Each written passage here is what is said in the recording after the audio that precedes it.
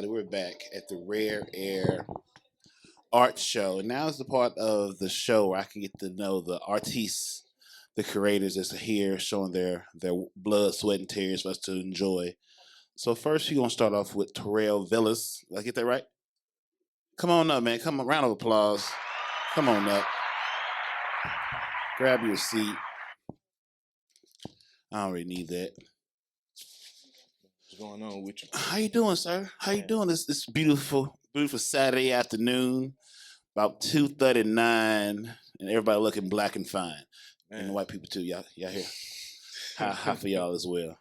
For sure. So tell us more about your art. What made you start? Getting fired is crazy. It's funny too. Y'all was just talking about Friday. Getting fired on my day off, literally. Oh, not again. Like literally. That was the winning movie. The winning movie. The second day this year, it was January 2nd. Like literally, I thought the year was like kind of gonna go my way. Yeah. As far as financially, but after February, I kind of just started picking up the pieces, and then someone was like, "Man, just start selling art." Like, and I'm getting more into like working for myself. Like, I make music for myself. For sure. I got a lot of music coming out. My artist name is Terrell Villars. Again, I got a collab coming out with a guy named Soul Talk Nando. Okay. And so I just been moving and grooving, man. Just like doing my thing, like just grinding, putting in work. I love to hear it. Yeah. I love to hear it. So what piece you have in front of you right now? What's the name of it, and what was your inspiration for that creation? It's the balance, and I think for me it was. I used to kind of like lean more towards like one or the other. Slide over something so you block yourself. Yep, slide over towards me. I used to kind of like really just lean more towards like Malcolm. Bring your microphone with you. I used to like lean more towards like Malcolm or Martin. So for me, it's kind of like as I research more, I see both were necessary. Like even James Baldwin, like you know how you ever heard like the term the pen is mightier than the sword. Correct. Sometimes it really is, and that's where James Baldwin came in. Like with just even through writing through his literary works, like he changed so many minds. And some people versus a younger Malcolm is kind of like the sword. So it's a time and place for both. Like whether you doing it in an overt way or in a covert way, but both are still trying to kick the door down and get what they need done. Right. I wonder if Malcolm could become himself from Red to Malcolm in today's age, because you don't get no chance if you get to grow from what you were no more, because it's always so well documented. You know what I'm saying? Like when you always being in front of eyeballs to judge what they don't know about you, do you get a chance to go from what he was doing and going to jail to how it ended up? Do you get that time? I don't know. It's nasty out here. That is a very good question, because it's like cameras constantly, and that's why I respect like so many different artists that don't feel the need to be in the camera all day. I'm not saying like a gimmick is necessarily wrong to sell yourself, but it's dope when you just meet an artist that's like, man, here's my art and I'm going back in the Batcave. Like, kind of like a Batman, like how they handle themselves. Like they just do they due diligence, and that's it.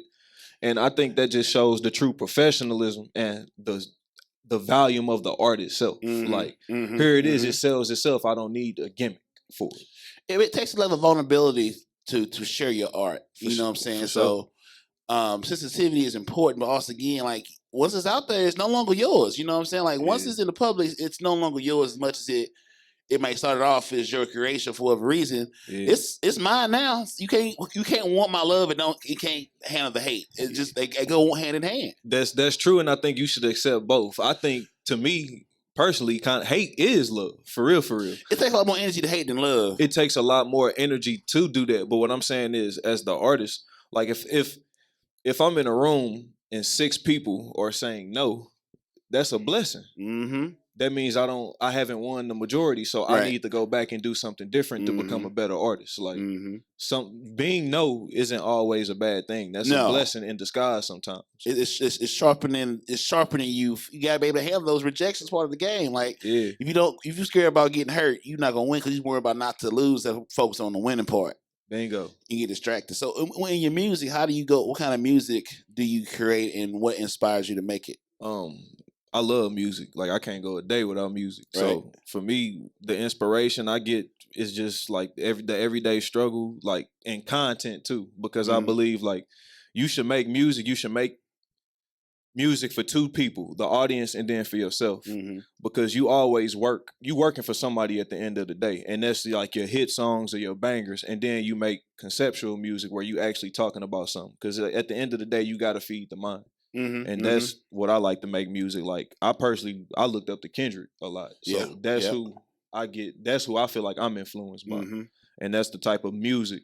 To me, that somebody like that, they treat music like wine.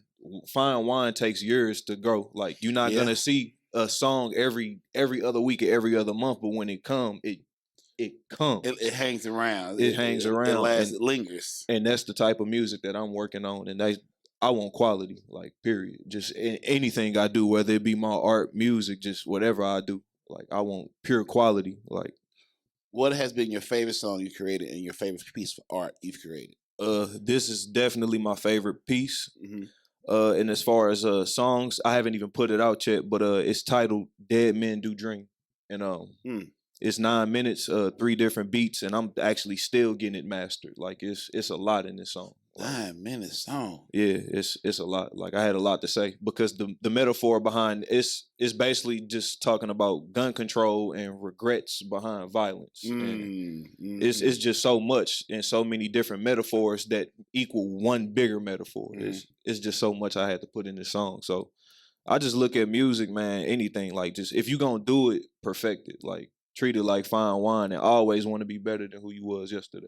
Yes. And how long did it take you to create that piece? This piece was about 3 days. I want to say about 17 hours total. 17 hours. Just walking back, sometimes pacing back and forth. Okay, what aesthetic now makes sense? On Malcolm's part, I actually messed up a bit because rushing, and that's when I learned. Okay, you got art. You got to take your time. Yeah. So I had to fix that with a lot of red and then recreate the aesthetic and just form that balance. So I'm still learning. Like I only been back drawing and painting for 2 months. Like I used to do it. Me and him go back. Me and Terrell Villars go back high school years. Like, and I pretty much stopped. So it was like to come back to it this year. I'm still learning so much, and I'm trying to stay humble. You know what I'm saying? Because it's a long way to go. You see some of that art in the hallway. It was a reminder for me. Like you got to step it up, man. Yeah. These cats hungry, and I respect it. Like I really respect it. Like it's some talented people in the building, man. And it's a blessing to be around it. Absolutely, Like, absolutely, for sure. Where can they find you, and what's the next show, or when are the threes to come out, and then where you gonna be next displaying your art at again?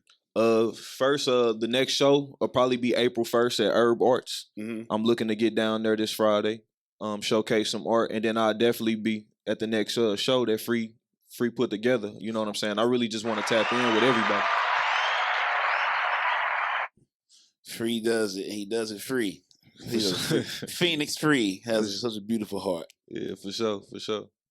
So that's the music. And that's the show. So where can they find you at? What's your socials? Where your tags at? Social media, Terrell Prater.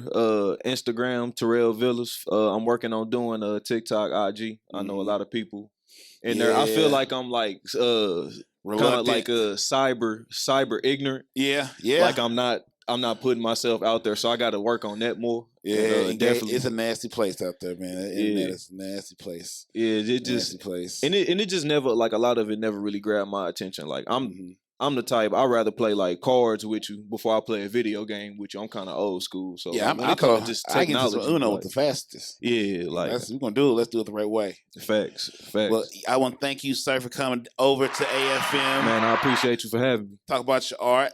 Tell them where to find you one more time. Again, you can find me on Facebook, Instagram, Terrell Villars. Again, I'll be having a lot of music come out. You can catch me on YouTube. I already got a video out called Say Cheese with Soul Talk Nando. Please follow, support the music, follow the art. I got a lot of I got a lot of material coming this year. Phenomenal. So. Thank you, sir. Yes, we'll be back till we have another artist. Keep watching. Stay tuned. We'll be right back.